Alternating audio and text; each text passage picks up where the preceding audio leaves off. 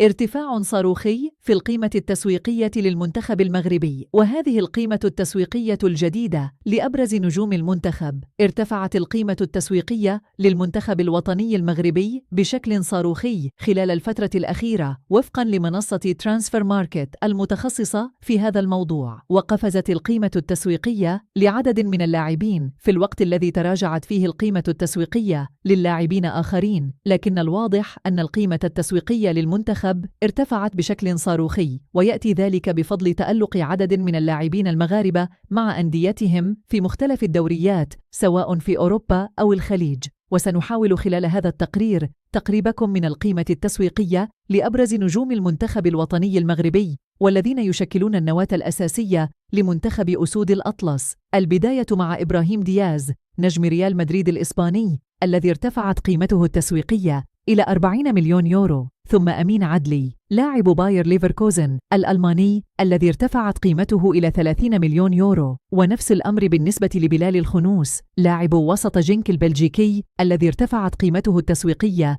إلى 30 مليون يورو. كما قفزت القيمة التسويقية لشادي رياض مدافع ريال بيتيس الإسباني إلى 15 مليون يورو، ونفس الأمر بالنسبة لإلياس أخوماش الذي وصلت قيمته إلى 15 مليون يورو. وشمل الارتفاع أيضاً المهاجم يوسف النصيري نجم إشبيلية الإسباني الذي ارتفعت قيمته إلى 20 مليون يورو. كما ارتفعت قيمة سفيان الرحيمي نجم العين الإماراتي إلى 8 ملايين يورو، وارتفعت قيمة أيوب الكعبي مهاجم أولمبياكوس اليوناني إلى 5 ملايين يورو، وارتفعت أيضاً قيمة عبد الكبير عبقار مدافع ديبورتيفو ألافيس الإسباني إلى 7 ملايين ونصف المليون يورو. في مقابل ذلك تراجعت القيمة التسويقية لأشرف حكيمي نجم باريس سان جيرمان الفرنسي إلى 60 مليون يورو، وتراجعت قيمة نايف أكرد مدافع وست هام الإنجليزي إلى 35 مليون يورو. كما تراجعت قيمة ياسين بونو حارس الهلال السعودي